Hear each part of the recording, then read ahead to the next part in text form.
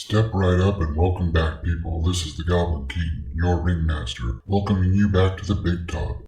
That three-ring circus that is today's pop culture has been putting on an incredible show for us this week, folks. We've got thrills and spills and acts of both mental and editorial gymnastics that will leave you breathless and scratching your head in bewilderment, befuddlement, and amazement. We have yet more news on Dave Chappelle and the developing situation with Alec Baldwin, horror movie homophobia, and more cancel culture denial. All that and more on this week's Pop Culture Breakdown. We've got a packed segment for you this week, folks, so make your clown car comfy and let's get into this. The first article for Monday comes from the LA Times. I know. LA Times is a woke wink rag, but even a broken clock or something. So this article is mainly speaking of some of the details about the set of Rust that was discovered in the search warrant issued over the weekend, some of which we talked about in the last Pop Culture Breakdown. It speaks of the walking off of the crew due to safety concerns, and also supports what the Daily Mail article said last week about the assistant director Dave Halls grabbing the gun from the armorer and telling Baldwin that it was a Colt gun. The article then goes into some of Hall's past productions and allegations that he's usually hired due to more lax safety standards. Yeah, this production sounds an awful lot like a shit show right from the start. However, we have more news on this to cover from later in the week, so hang tight. The next Monday article comes from Bounty into Comics and concerns the apparent removal of a black actress from a Chinese promotional poster for Dune. It seems that Hollywood still hasn't learned that audiences are semi-perceptive, and many will call them out on their bullshit. They can push and praise their artificial shallow diversity till they're blue in the face, but when they do shit like this, all it does is illustrate what massive fucking hypocrites they are. However, just so I get my facts straight, the second poster is a Chinese and Georgia exclusive. The actress is still apparently portrayed in the main poster in China. The country of Georgia, by the way. Just remember, folks, when studios do these things, they're only thinking globally. Our next article might just shock a few people here. The Goblin King is an equal opportunity offender after all. So apparently there was a petition floating around earlier in the week and a call to take down Why the Last Man. No, not because it was terrible. Nah. This one was created by conservative Christian groups over a scene of alleged blasphemy. A scene where some scientist feeds a communion wafer to a monkey and called the body of Christ yummy. Now, I don't watch this shit show, so I don't have any context to this scene. However, to be fair, I once created a fake product called Holy Jesus Wafer Spread to spice up your stale and underflavored body of Christ. Like I said, I'm an equal opportunity offender. The petition, seen here, was started by the American TFP and has reached well over 22,000 signatures. Though, as Bounty into Comics cheekily stated, since the show has been cancelled, it seems these people's prayers have been answered. Now, if only they'd circulate a petition to exorcise the unholy trinity of Bezos, Zuckerberg, and Dorsey. The final story coming out of Monday is another continuation. Yeah, we've had a few of those the last few weeks. This one is the Ruby Rose saga. Earlier in the week, she released yet another statement, seen here, that alleges that Dougray Scott is seeking a $10 million lawsuit against her. Now, Rose's initial allegations against Warner and Dougray Scott have been dismissed by both parties. Warner calling her allegations revisionist history and citing many received complaints about her on-set behavior as the reasons for her dismissal. Dougray also stated similar things and went on to categorically deny any of Rose's accusations against him. As I've stated, I believe that Ruby Rose was indeed injured on set, and I believe that Warner is a slimy company. However, I don't buy most of what she's trying to sell. Also, do we know for a fact that her injury was indeed the fault of Warner? As, according to her own co-stars, she would often come to work after a bender. I'm categorically not saying that's the cause, it just seems possible is all. Just food for thought. Simply because we've already caught her in a lie once, and the rest of these accusations seem to be a result of Ruby not getting Ruby's way, so she's going to try to throw a tantrum and drag everyone involved through the mud till she does get her way. In other news, it's been recently revealed that Ruby Rose actually is a 12-year-old boy. The first article out of Tuesday comes from a very new source for me. In case it wasn't clear up to now, I'm a metalhead. I've always been a metalhead, always will be a metalhead. Therefore, I don't really follow any sort of hip-hop news. So this article would have floated right below my radar if I hadn't been actually searching for this story. It seems that a Let's Go Brandon hip-hop song reached #1 on iTunes. This, despite the self-same song being banned off of YouTube. Allegedly, according to the artist Bryson Gray, for medical misinformation. The next article from the Washington Examiner is more of a continuation of the last, speaking about two other songs by Loza Alexander, listed at numbers 2 and 7, also titled Let's Go Brandon, neither of which have been banned as far as I know. Now all we need is a song about AOC and a song Bitch Boy Piker titled Tax the Rich. The next story is covered by the Daily Mail, and yet another story in the continuously unfolding tragedy that is the Baldwin drama. This one is by Piers Morgan, speaking about the details leading up to the incident and the possible culpability that Baldwin himself has in the accident. Speaking of details released over the week, and from on-set personnel, witnesses, and experts, Piers Morgan makes the assertion that, due to his role as executive producer, Baldwin is very much culpable. Not only in the incident itself, but to the entire, seemingly lax attitude that abounded about safety in general and gun safety specifically. From hiring an inexperienced armorer to not a single soul checking the firearm before it was declared cold and handed to Baldwin aiming it directly at another person and not checking it himself. All of which is against safety protocols on a set. Personally, I agree that Baldwin is just as culpable as any of the other people directly involved. From the armorer girl, Gutierrez, to Dave Hall. As an aside, I truly do feel terrible for Helena Hutchins and her family. I know what it's like to lose a parent myself, and I truly feel for her husband and young son. Now, in a follow-up to an article I did last week on the Dave Chappelle cycle, I mentioned that Dave's reps stated they'd never been contacted by any of the trans employees, despite so many mainstream articles stating otherwise. Now, coming from both people and that amazingly woke cash rag, the LA Times, we have the words right from Dave Chappelle's own lips, stated at a comedy show in Nashville, a show Yellow Flash was at, lucky bastard. Dave stated he'd be happy to meet with people, with a few caveats. They had to watch his special, come to a place and time of his choosing, and admit that Hannah Gadsby isn't funny. Yeah, I'm just gonna steal Dave Chappelle's punchline there because it's obviously Hannah Gadsby. The next article is pretty straightforward. It comes from Bounding into Comics, and it looks like the Dune movie is actually getting its sequel, which is good because, otherwise we just got half his movie. It was really nice of Legendary Pictures to go ahead and give us the second half of that story. I'm not being facetious at all. The first story out of Wednesday covers a topic that I'd dearly love to get more stories about, to be honest. Aside from how much those fuckers at Critical Role made the last couple of years, I mean. It would be kind of nice to be able to build my brand as a raging grognard.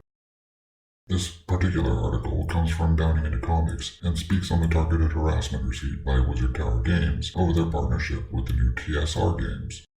On Monday, the CEO of Wizard Tower Games published several tweets stating they'd received a threatening email over the weekend alluding to their partnership with TSR. They then posted a statement in response to the email and posted the email itself. They came up with receipts ready. You can see those here. As you can see, the email is terrible, especially from a grammar and spelling perspective. Clearly this person should probably actually graduate high school, maybe pick up an actual book. I hear Hooked on Phonics actually worked for people. The next story out of Wednesday is yet another story coming out over the Alec Baldwin saga. It seems that Adam Baldwin, no relation, weighed in on the situation. We have an article both from Screen Rant and Bounding into Comics that covers this side story. Adam went on a tweet storm the other day, asserting categorically, in his opinion, that Alec Baldwin was definitely at fault for the incident that occurred on the set of Rust. He brought up not just his own experiences on set and as a gun owner himself, but the actual rules of the Screen Actors Guild. Should totally be changed to Film Actors Guild, by the way. I'd like to point out one of the biggest reasons why I personally prefer Bounding into Comics reporting as opposed to other, more shill sites like Screen Rant. Screen Rant covered the story, sure, but the hack writer made sure to post in the article Adam Baldwin's apparently conservative leanings, which, as all good puppets know, completely invalidates his opinions. Whereas the Bounding into Comics article simply speaks as to Adam's experience with firearms. Period. No mention of politics at all. Just saying.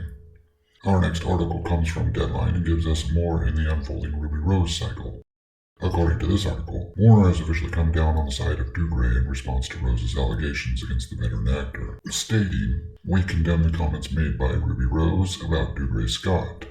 Warner Brothers has found Mr. Scott to be a consummate professional and never received any allegation against him of bullying or of abusive behavior on his part. Mr. Scott was greatly respected and admired by his colleagues and was a leader on the set. This comes after the response from the actor himself, which I talked about earlier. I'm thinking Ruby Rose should just go ahead and hire one of those Batwoman writers to write this narrative she's pushing. At least then there'd be a good reason for it to be stupid. Also, Alice would have something new to reveal." The next story comes from an interview in The Hollywood Reporter. It's strictly an interview piece with comic legend and original cast member Garen Morris. Now, those SNL episodes were a bit before my time. Hell, even Eddie Murphy's stint on the show is something I barely remember. Though I do definitely remember the news for the hard of hearing stuff he did. What's really funny is I also remember some of the original Conehead skits too.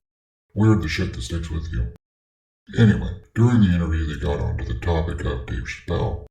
The interviewer was clearly uncomfortable, but the basic gist of Morris' statements were, people need to relax, they're just jokes. Anybody can be the butt of a joke. If you don't like it, don't live in a democratic multicultural society. Now, I'm paraphrasing obviously, we live in a republic, but that was the basic gist. Also, he's not wrong. Except about the Democrat part. Seriously, he and Chevy Chase need to get together again and do another hard of hearing style skit just for the window lickers on Twitter. The final Wednesday article was more of a stupid in a funny way thing that I included last minute. It comes from TMZ and talks about the new Halloween kills and specifically Michael Myers apparently getting flack for being homophobic. Why? Well, because Michael Myers, shocker, shocker, kills a couple of dudes who moved into his house. I can hear you saying it. Why is that homophobic? Michael Myers kills people. It's what he does. In this, you'd be right, dear viewer. However, the dudes Michael killed this time just so happened to enjoy each other's company. If you know what I mean. And if you're still saying, okay, and? That right there is the appropriate reaction. Now, the whole thing may have been a joke, but it's Twitter, so there's a good chance that it was completely serious. The entire situation here is the joke. It's okay to laugh at it because it's stupid. Can you imagine how wonderful the world would be if Twitter actually had the appropriate response to things? It's a nice dream. Our only story out of Thursday concerns Netflix suppressing that, we'll just call it avant-garde, film that a certain regrettable subsection of the population loved. Cuties. In their search algorithms after the backlash from the last year. Now, to be clear, if only from her own words, I can totally understand what the writer and director was going for with this film. That's just totally and emphatically not what the final product wound up portraying. Anyway, both the IndieWire and the Bounding into Comics articles basically reported on the same stuff. Whereas the IndieWire article used this as an opportunity to smear Netflix for what it called Dave Chappelle's transphobic remarks, Bounding into Comics used the self-same information to showcase how people's voices can be heard if they're loud enough via Ryan Kinnell. My only gripes with this are that the self-same tactics are used by the woke authoritarians over every little thing, and IndieWire sucks. Our first story coming out of Friday gives us more in the breaking Baldwin saga. As seems the armorer, Hannah Gutierrez-Reed, has finally made a statement after a week of silence after the incident. There have been a lot of rumors flying around about her. I'm not sure which, if any, are true. However, according to these entries from ET Online and Fox News, in a statement issued from her lawyers, Hannah seems to be trying to refute a vast majority of them, and, indeed, shift the blame from herself onto the production staff, stating that the guns were never out of her possession, that the 2 accidental discharges were not her fault, she has no idea how live rounds got on set, that the target practice thing was a total fallacy, and that the accident, as stated, is the production's fault. In other words, typical youngling deflection. You know, because nothing's ever their fault. I've said it before, but all 3 of these people bear some measures of responsibility, in my personal opinion. The next story from Friday showcases a political pundit by the name of Pedro Gonzalez going after conservatives on Twitter for supporting Dave Chappelle. This story was also covered on another site, but I realized it was written by the same author, so I just went with the Bounding into Comics one. It's apparently now my brand. So this dude, Pedro, decided that conservatives were being dumb for voicing support for Dave Chappelle, since he clearly doesn't like them. Some conservatives fired back, stating that he was missing the point, and that Dave Chappelle makes fun of everyone equally. The pundit states that supporting people who clearly hate them is why conservatives have been losing nearly every battle in the broader culture war. I don't know what this guy's politics are, and frankly, I don't necessarily give a shit. I will state that both made some good points. Dave Chappelle should be supported regardless of his views, because he should be free to joke about whatever the fuck he wants, whether that's a sitting president, a religion, or a group of people. However, people really should stop financially supporting anyone that actively hates them. This one's a sticky situation, and I have no good solvents for it. So our final article for Friday to close out the week is another Dave Chappelle story. The story was covered by Bloomberg and Bounding into Comics. The Bloomberg article was a bare-bones recitation of Dave Chappelle saying that his documentary, Untitled, is being shunned by film festivals due to the controversy surrounding his latest special, so he'll screen it in 10 cities. Oh, yeah, don't forget, tens of Netflix employees staged a walkout. Also, his special cost more than Squid Game. Seriously, that last bit was literally added at the end of the article. Meanwhile, Bounding into Comics covers all of that, and goes on to state that Ben Shapiro seemingly offered to give Chappelle a platform for his documentary, which is pretty cool of him and just goes to showcase his values. Dave's probably not his first choice in comedian, but he's willing to give him a platform all the same. Good on him. Ben Shapiro is definitely a big man in conviction, if not in stature. So that was our pop culture news for this week. What'd you think of the stories I covered? As always, I encourage you all to check out these articles on your own. Make up your own minds. In the meantime, let me know what you thought of anything I covered in the comment section down below. While you're down there, my subscriber button is feeling awfully neglected. It just wants a little click. I'll see you all in the next one. Lates.